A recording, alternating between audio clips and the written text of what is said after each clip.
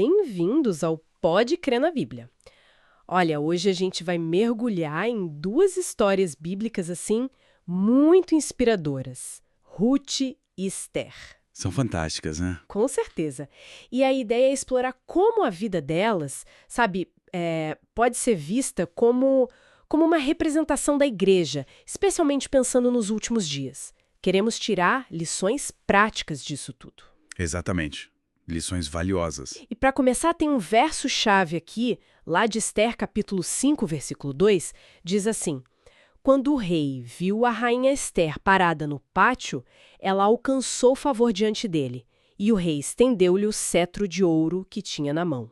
Esther se aproximou e tocou na ponta do cetro. Esse momento, uau! É um momento crucial, né? De favor real. E é isso mesmo, vamos olhar para Ruth e Esther não só como figuras históricas, mas como símbolos profundos, sabe? As experiências delas nos ajudam a entender a perspectiva de Deus, até profecias do tempo do fim. Interessante. Ruth, por exemplo, a estrangeira viúva, ela pode ser vista como um símbolo da redenção, da igreja que vem dos gentios, que é acolhida. E Esther, a rainha lá na Pérsia, né? Ela representa talvez a igreja que enfrenta perseguição, mas com coragem, com intercessão. Vamos começar então por Ruth. Ela era moabita, né? E escolhe seguir a sogra, Noemi, e o Deus de Israel. Isso está lá em Ruth, capítulo 1, versículos 16 e 17. É aquela declaração famosa. Poderosíssima, não me instes para que te deixe e me obrigue a não seguir-te, porque aonde quer que fores, irei eu. E onde quer que pousares, ali pousarei eu. O teu povo é o meu povo, o teu Deus é o meu Deus. Uma entrega total. Total. E essa ida dela para Belém, muitos veem como um símbolo, né? Deixar para trás a Babilônia espiritual, digamos assim. Pois é, e aí surge Boaz, o Goel, o parente resgatador. A disposição dele em redimir Ruth. Isso está descrito lá em Ruth, capítulo 4, versículos 9 e 10. Onde ele anuncia publicamente, né? Exato. Ele anuncia que comprou tudo, as terras, e que toma Ruth para preservar o nome do falecido. Isso. Isso espelha muito a obra redentora de Cristo pela sua igreja. É uma imagem forte mesmo. E tem mais. Ruth entra na genealogia de Jesus. Mateus capítulo 1, versículo 5. Isso reforça essa ideia da salvação pela graça que alcança a todos, né? Sem distinção. Verdade. Agora vamos para Esther, uma jovem judia no exílio persa. Ela pode representar a igreja em tempos de crise no ambiente hostil. Exatamente. E a conspiração do Amã para destruir o povo dela. Está lá em Esther capítulo 3. É terrível. Ele convence o rei a decretar o extermínio. Assustador. E dá para ver um paralelo com os ataques contra o povo de Deus, que a gente lê, por exemplo, em Apocalipse, capítulo 12, versículo 17. Sim, é uma leitura possível. Prefigura esses conflitos espirituais. Mas o ponto alto é a coragem de Esther, né? Ela vai até o rei, mesmo sem ser chamada. Um risco de vida.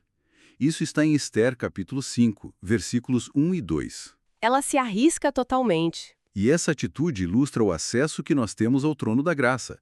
Lembra de Hebreus capítulo 4, versículo 16? Portanto, aproximemo-nos com confiança do trono da graça, a fim de recebermos misericórdia e encontrarmos graça para ajuda em momento oportuno. É essa confiança que Esther demonstrou. E não foi só ela, né? Ela chamou o povo para jejuar e orar com ela. Esther capítulo 4, versículo 16. Exato. Um modelo de como buscar a Deus em comunidade, né? Em tempos difíceis. Jejum e oração coletiva. E pensando nisso tudo, essas histórias apontam para Jesus, nosso resgatador hoje, né? Ele entende o que a gente passa. Hebreus capítulo 4, versículo 15 diz que ele foi tentado em todas as coisas, a nossa semelhança é mais sem pecado. Isso, ele nos compreende profundamente. E supra o que precisamos. Mateus capítulo 6, versículo 33. Buscai, pois, em primeiro lugar o seu reino e a sua justiça, e todas estas coisas vos serão acrescentadas. É uma promessa. E nos acolhe também. Mateus capítulo 11, versículo 28, aquele convite: Vinde a mim todos os que estáis cansados e sobrecarregados, e eu vos aliviarei. É um alívio, né? E ele ainda intercede por nós. Romanos, capítulo 8, versículo 34, diz que Cristo está à direita de Deus e também intercede por nós. Não estamos sozinhos. De jeito nenhum. E nos guia a promessa final de Mateus capítulo 28, versículo 20.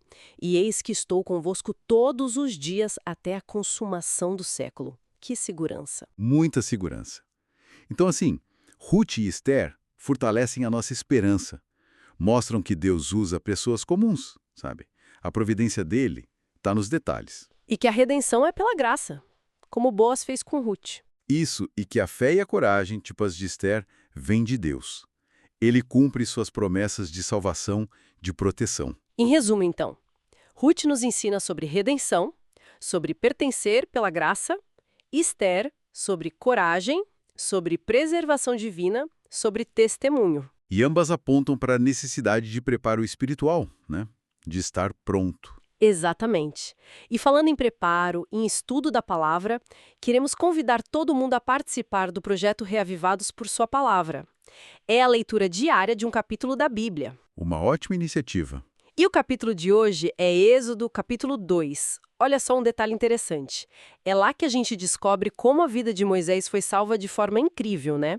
Logo no comecinho, num cesto no Rio Nilo. Uma história de fé e providência desde o nascimento. Impressionante. E fica aqui uma reflexão final, talvez.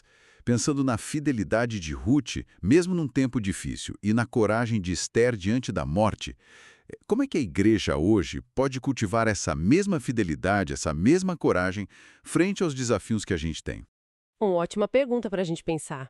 Bom, se o pessoal gostou dessa análise aqui no Pode Crer na Bíblia, então, por favor, curta este material. Isso ajuda muito. Compartilhe com amigos, com a família, com quem também ama estudar a palavra. E, claro, inscreva-se no canal para não perder nada. Isso mesmo. Olha, a sua jornada de fé é super importante. Não deixe de se aprofundar nas Escrituras. Participe do Reavivados por Sua Palavra, leia Êxodo capítulo 2 hoje mesmo. Meditar na Bíblia todo dia fortalece demais a nossa fé, aproxima a gente de Deus. Faça parte dessa comunidade. Inscreva-se agora no Pode Crer na Bíblia. Vale a pena. Até a próxima, pessoal!